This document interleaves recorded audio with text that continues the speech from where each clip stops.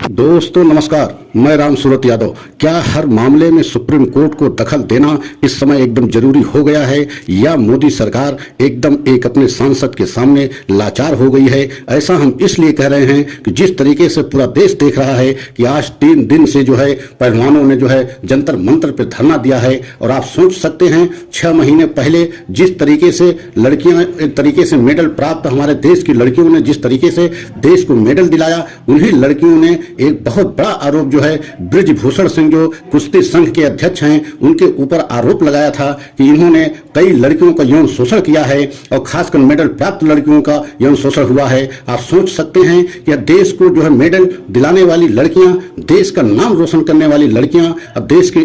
इस तरीके के लड़की पहलवानों के साथ जो है घटना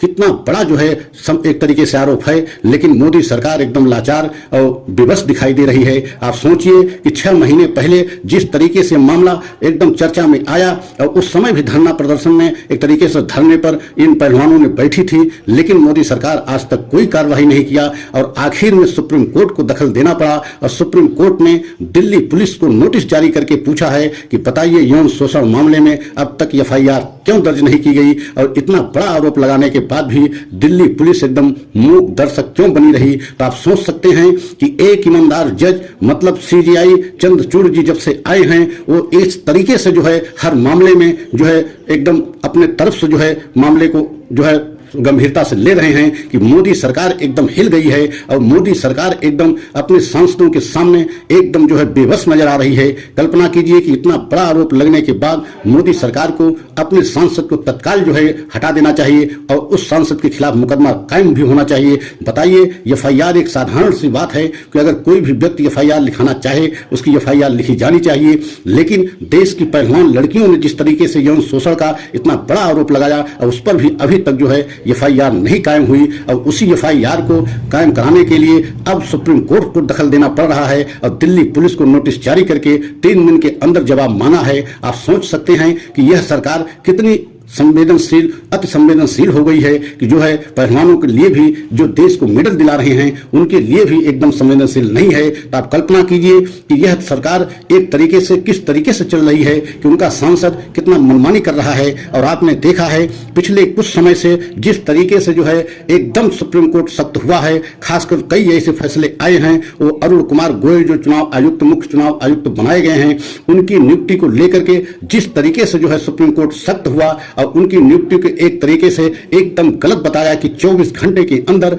अरुण कुमार गोयल की नियुक्ति बिजली की रफ्तार से भी तेजी से इतनी जल्दी कैसे 24 घंटे में हो जाती है। और आप कल्पना कीजिए 2022 मई से जो है मुख्य चुनाव आयुक्त का पद खाली था, लेकिन नवंबर 2022 में अचानक जो है जिस दिन जो है BRS लेते हैं अरुण कुमार गोयल, उसी दिन जो है उनको 24 घंटे के अंदर मुख्य चुनाव आयुक्त बना दिया जाता है। तो आप सोच सकते हैं कि कितना सख्त रुख इस समय सुप्रीम कोर्ट अपना लिया है। आपने देखा होगा हिडेनबर्ग के मामले में जिस तरीके से अडानी को लेकर के बहुत देश में जो है चर्चा बना, और पूरे देश में नहीं बल्कि संसद में यह जो है इतना ज्यादा जो है शोरगुल हुआ कि संसद नहीं चल पाई। और जिस तरीके से राहुल गांधी अडानी और मोदी के रिश्तों को लेकर के सवालों की बौछार किया और पूछा बहुत तीखे सवाल कि मोदी और अडानी के क्या रिश्ते हैं, उस मामले में भी आपने देखा कि मोदी सरकार बंद लिफाफे में एक जो है रिपोर्ट सुप्रीम कोर्ट को सौंपना चाह रही थी और उसमें कुछ नामों को भी उन्होंने लिखा था और सुझाव दिया था कि इन्हीं नामों के आधार पर कमेटी बना दी जाए। लेकिन उस बंद लिफाफे को भी सुप्रीम कोर्ट नहीं स्वीकार किया और स्पष्ट कह दिया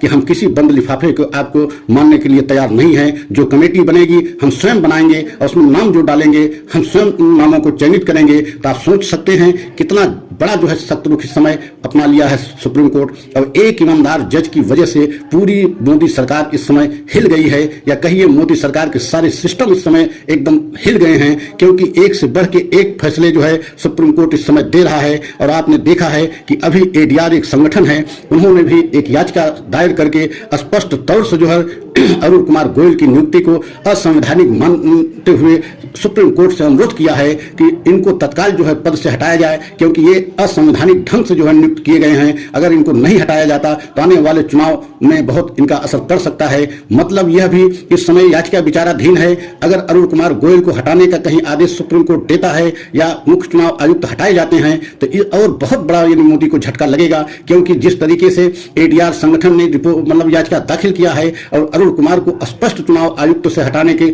जो है मांग किया है। तो अगर आप सोच सकते हैं कि अरुण कुमार गोयल मुख्य चुनाव आयुक्त के पद से हटाए गए तो मोदी सरकार के लिए बहुत बड़ा झटका होगा। आप कल्पना कीजिए कि इतना ज्यादा जो है इस समय सुप्रीम कोर्ट सख्त हो गया है, या एक ईमानदार जज खासकर BY चंद्रचूड़ की वजह से पूरा मोदी सिस्टम इस समय हिल गया है। तो यह भी कुछ गलत नहीं होगा, क्योंकि आपने देखा है कि इसी समय जो है ईवीएम को लेकर के भी पूरे देश में चर्चा चल रही है कि ईवीएम के खिलाफ एक बहुत बड़ी मुहिम चलाई जाए, क्योंकि ईवीएम अगर रहेगी तो मोदी सरकार किसी न किसी रूप में चुनाव को जीतते रहेंगे। और आपने यह भी देखा है कि जब जो है छत्तीसगढ़ रायपुर में जो है कांग्रेस का अधिवेशन हुआ था, तो उस अधिवेशन में कांग्रेस ने स्पष्ट तौर से जो है एक प्रस्ताव पारित किया था और उसमें यही प्रस्ताव पारित किया गया था कि ईवीएम मशीन को हर कीमत पर जो है हटवाना है। ईवीएम मशीन से चुनाव पूरे देश में नहीं होना चाहिए, और ईवीएम मशीन से अगर चुनाव होगा तो मोदी एकदम जो है ईवीएम मशीन के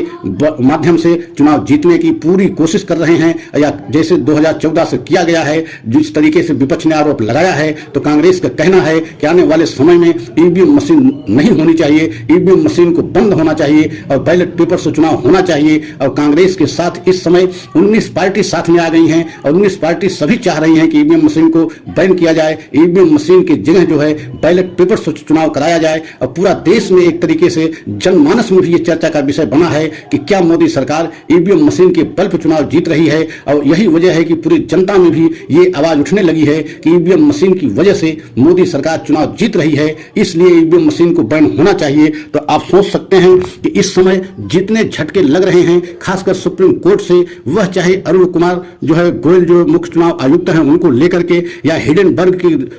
लेकर के, हिडेनबर्ग में जिस तरीके से सुप्रीम कोर्ट अपने देख रेख में एक जांच समिति एक बनाई है और 2 महीने में रिपोर्ट आनी है, मतलब अगले महीने तक हिडेनबर्ग की रिपोर्ट, अडानी प्रकरण की भी रिपोर्ट आ जाएगी। तो आप सोच सकते हैं कि इस समय सुप्रीम कोर्ट से एक में एक झटके जो है मोदी सरकार को लग रहे हैं। और तीसरा जो सबसे बड़ा झटका लगने वाला है, अरुण कुमार गोयल को हटाने की जिस तरीके से याचिका या एडीआर संगठन ने दायर किया है, अगर कहीं इस पर भी फैसला तत्काल आएगा और एडीआर ने अनुरोध किया है सुप्रीम कोर्ट से कि जितनी जल्दी हो सके अरुण कुमार गोयल को मुख्य चुनाव आयुक्त पद से हटाया जाए। तो अगर अरुण कुमार गोयल मुख्य चुनाव आयुक्त पद से हटते हैं तो यह बीजेपी के लिए बहुत बड़ा झटका होगा। और आने वाले समय में जिस तरीके से पहलवानों के लिए जो है सुप्रीम कोर्ट ने स्पष्ट दिल्ली पुलिस को नोटिस जारी किया है, उसमें भी अगर ब्रिजभूषण के खिलाफ जो है FIR दर्ज होती है, मुकदमा दर्ज होता है, तो ब्रिजभूषण सिंह को भी जेल जाना पड़ सकता है और कुश्ती संघ के अध्यक्ष पद को भी उनको छोड़ना पड़ सकता है। तो आप सोच सकते हैं इस समय जितने फैसले आ रहे हैं वह सारे सुप्रीम कोर्ट से आ रहे हैं, क्योंकि मोदी सरकार कोई कदम नहीं उठाना चाह रही है, चाहे जितना बड़ा देश में हो हल्ला हो जाए या चाहे जितना बड़ा उनके सांसद या विधायक कोई घटना कर दें, लेकिन मोदी सरकार एक्शन लेने के लिए तैयार नहीं है। लेकिन अब आने वाले समय में मुश्किल बीजेपी की बढ़ेगी। तो इसी शब्दों के साथ देशवासियों से अपील करते हुए कि अगर हमारा वीडियो अच्छा लगा हो तो लाइक सब्सक्राइब करते हुए अपना कमेंट अवश्य दें। अगले सच की प्रतीक्षा करें। जय हिंद, जय भारत।